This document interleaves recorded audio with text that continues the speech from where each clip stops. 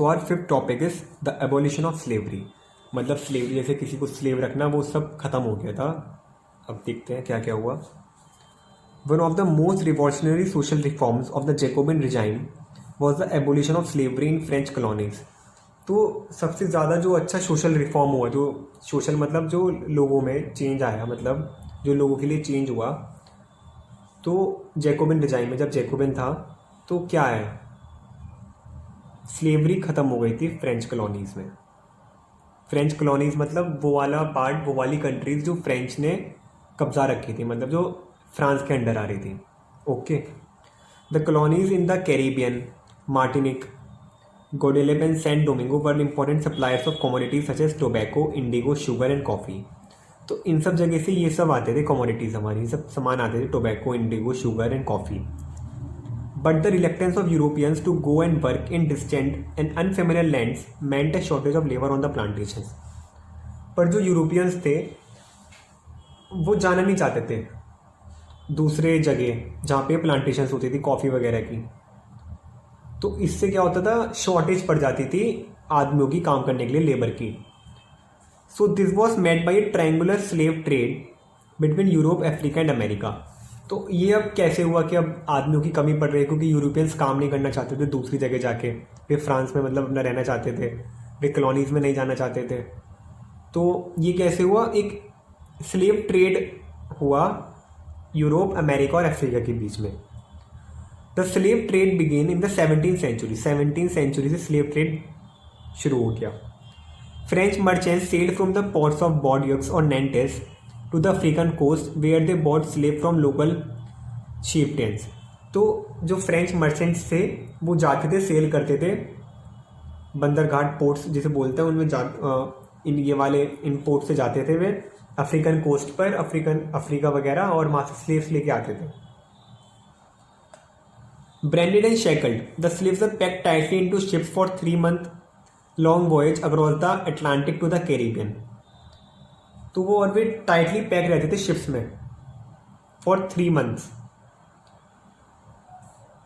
जब तक वे यूरोप नहीं चले जाते, मतलब कैरिबियन, जहाँ पर वो फ्रेंच कॉलोनी थी कैरिबियन, वहाँ पे। They were sold to plantation owners, और उन्होंने वहाँ प्लांटेशन ओनर्स में बेच दिया जाता था उन्हें।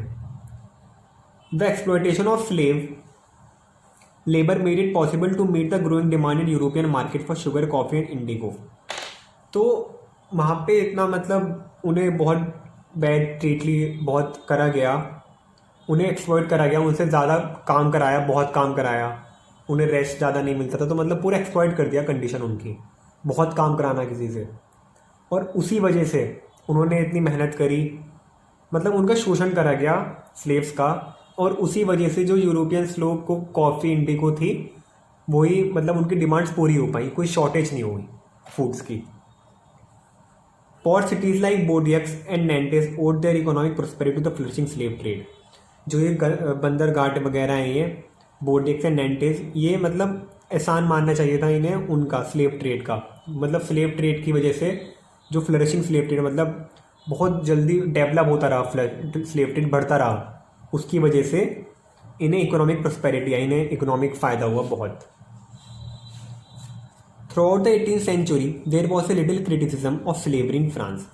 18th सेंचुरी तक बहुत कम लोग कहते थे कि हाँ स्लेवरी नहीं होनी चाहिए। The national assembly held long debates about whether the rights of man should be extended to all French subjects including those in the colonies. और नेशनल असेंबली जो बनी थी उसमें डिबेट होती रहती थी कि जो राइट्स हैं मैन के वो और बढ़ा देने चाहिए क्या उन जगहों पे भी जहाँ पे फ्रेंच कॉलोनीज़ हैं, मतलब जो एरियाज फ्रांस के अंडर आते थे। But it did not pass any laws fearing opposition from businessman who incomes depend on the slave trade.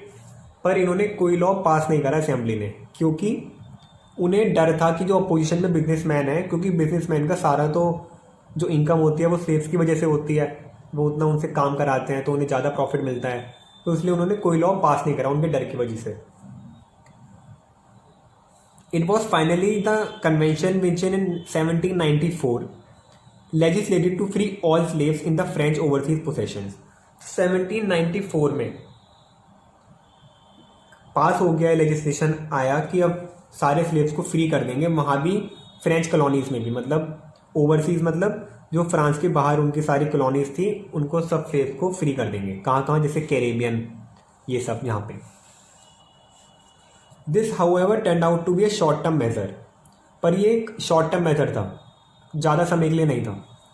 10 years later Napoleon री इंट्रोड्यूस स्लेवरी, और 10 साल बाद नेपोलियन ने फिर से स्लेवरी इंट्रोड्यूस कर दी। Plantation owners understood their freedom as including the right to enslave African negroes in pursuit of their economic interest. Plantation owner को क्या लगा, उन्हें समझ में आया कि उनकी मतलब वे फ्री हैं स्लेव रखने के लिए, to enslave African negroes. Negroes कौन होते थे? A term used for the indigenous people of Africa south of the Sahara. ये इंडिजिनस पीपल मतलब वहीं के अफ्रीका के रहने वाले लोग, साउथ ऑफ सहारा उनमें रहते थे। तो उनको उन्हें लगा कि उन्हें फ्रीडम मिल गई है पूरी अब उन्हें स्लेव्स बनाने की, in the pursuit of their economic interest. Pursuit मतलब इकोनॉमिक इंटरेस्ट की वजह से, मतलब फ़ायदा होगा उन्हें प्लांटेशन में, फिर इकोनॉमी बढ़ेगी, ये सब वगैरह। Slavery was finally abolished in French colonies इन 1848, और 1848 में एबॉलिश्ड हो गई हर फ्रेंच कॉलोनीज में स्लेवरी। सब खत्म हो गया, स्लेवरी सब खत्म हो गई थी 1848 में फ्रेंच कॉलोनीज में। Then we have the revolution in everyday life. Can politics change the cloth people wear, the language they speak और द बुक्स दे रीड? क्या जो पॉलिटिक्स है, जो गवर्नमेंट है, वो चेंज कर सकती है कि लोग क्या कपड़े पहनेंगे, कौन सी लैंग्वेज बोलेंगे और कौन सी बुक पढ़ेंगे? The years following 1789 in France saw many such changes in the lives of man, women and children. 1789 के बाद बहुत सारे चेंजेस आए फ्रांस में, आदमियों, वुमेन और चिल्ड्रन और बच्चों की लाइफ में। The revolutionary government took it upon themselves to pass laws that would translate the ideas of liberty and equality into everyday practice. Government ने उस टाइम लॉज पास करे जो वो आइडिया थे ना लिबर्टी और इक्वलिटी के, कि वो डेली प्रैक्टिस में भी आ सकें। One important law that came into effect soon after the storming of the Bastille in the summer of 1789 was the abolition of censorship. हमने पढ़ा था कि सेंसरशिप लगती थी, मतलब हर चीज़ रिव्यू होती थी, कुछ सेंसर बोर्ड बैठता था, वो रिव्यू करता था बुक्स को, मूवीज़ जो सब होता है। तो अभी हट गया था censorship. In the old regime all little material and cultural activities, books, newspapers, plays could be published or perform only after they have been approved by the censor of the king. ये होता था पहले, sensor board जो king ने बना रखा था वो पहले देखते थे, वो सब अप्रूव करते थे, तभी पब्लिश होती थी बुक्स वगैरह, newspaper. Now the declaration of the rights of man and citizen proclaimed freedom of speech and expression to be a natural right. पर जो डिक्लेरेशन ऑफ राइट आया ऑफ मैन एंड सिटीजन, उन्होंने freedom of speech दी और माना कि natural right है सबका। Newspapers, pamphlets, books and printed pictures flooded the towns of France from where they travel rapidly into the countryside. Newspaper, pamphlets और books print हुई और जगह जगह बांटी गई, मतलब बट गई। फ्लडेड द टाउन्स मतलब भर गई, मतलब पूरी बुक से। फिर they travel rapidly into the countryside, हर जगह बुक्स पब्लिश होने लगे फिर, और सब पढ़ने लगे। इसका मतलब ये है they all describe and discuss the events and changes taking place in France. और उसमें सब डिस्क्राइब और बताया जाता था, डिस्कस होता था कि जो इवेंट्स और चेंज हो रहे हैं फ्रांस में। Freedom of the press also mean that opposing views of events could be expressed. और फ्रीडम ऑफ प्रेस का मतलब क्या था कि अपोजिशन वाले थॉट्स और व्यूज भी आप कह सकते थे, अपने बता सकते थे। Each side sought to convince the others of its position through the medium of print. एक अपोजिशन वाली साइड होती है और एक सरकार वाली साइड होती है, तो वे दोनों बता सकते थे अपने व्यूज न्यूज़पेपर से। Place, songs and festive processions attracted large number of people.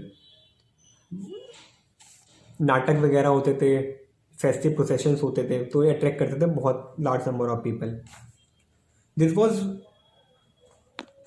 One way they could grasp and identify with ideas such as liberty और justice that political philosophers wrote about at length in texts which only a handful of educated people could read. तो इन्हीं सबसे उन्हें वे समझ सकते थे idea सच as liberty और justice का आइडिया वे समझ सकते थे, जो पॉलिटिकल फिलोसोफर्स अपनी बुक में कह के चले गए थे, पर वो तो सिर्फ तब एजुकेटेड पीपल पढ़ सकते थे। पर अब सबको पता लग गया, सबको समझ में आने लगा क्या है इक्वलिटी, क्या है राइट्स वगैरह, ये सब। Conclusion. In 1804 Napoleon Bonaparte crowned himself emperor of France. तो 1804 में नेपोलियन बोनापार्ट राजा अपने आप को उसने बनाया फ्रांस का emperor. He set out to conquer neighbouring European countries, dispossessing dynasty and creating kingdoms where he place members of his family. तो क्या करा इन्होंने, अपने नेबरिंग जो यूरोपियन कंट्रीज थी उन पर कब्जा करा और वो जो पुरानी डायनेस्टी सबको ख़त्म कर दिया और नई नई राज्य बनाए और अपने फैमिली मेम्बर्स को वहाँ पे कर दिया. मतलब अब एक बंदा सबको तो कंट्रोल कर नहीं सकता है, तो अपने अपने फैमिली मेम्बर्स भेज दिए बाकी कंट्रीज में. Napoleon saw his role as a moderniser of Europe. तो उसे लगा कि मॉडर्नाइजर है यूरोप का, जो मॉडर्न बनाएगा, डेवलप करेगा. He introduce many laws such as the protection of private property and uniform system of weights and measures provide by the decimal system.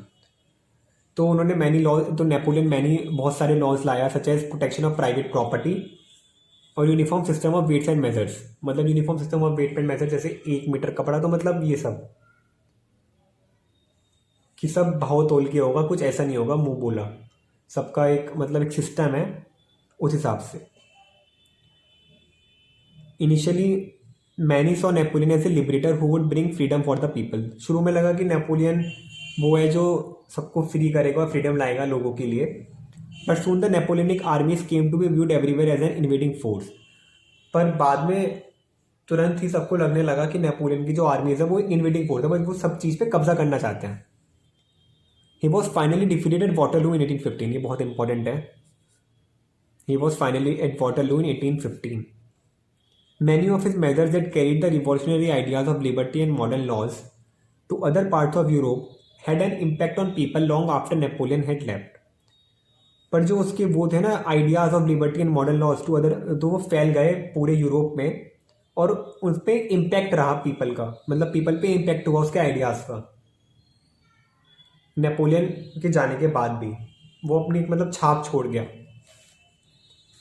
The ideas of liberty and democratic rights wrote the most important legacy of the French Revolution. Idea of liberty and democratic rights ना मतलब एक विरासत है French revolution की, जो वे पूरे world वगैरह को देके गए हैं.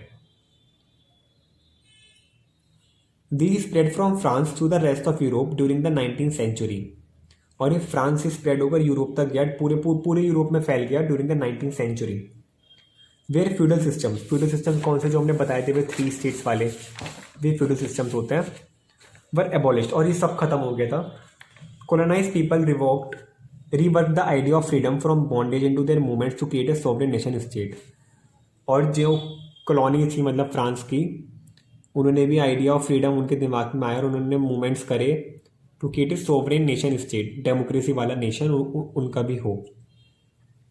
Tipu Sultan and Ram Mohan Roy are 2 examples of individuals who responded to the ideas coming from revolutionary France. और इंडिया में Tipu Sultan and Ram Mohan Roy are 2 examples हैं ये of individuals who responded to the ideas, जिन्होंने रिस्पॉन्ड करा था आइडियाज़ का coming from France. Thank you.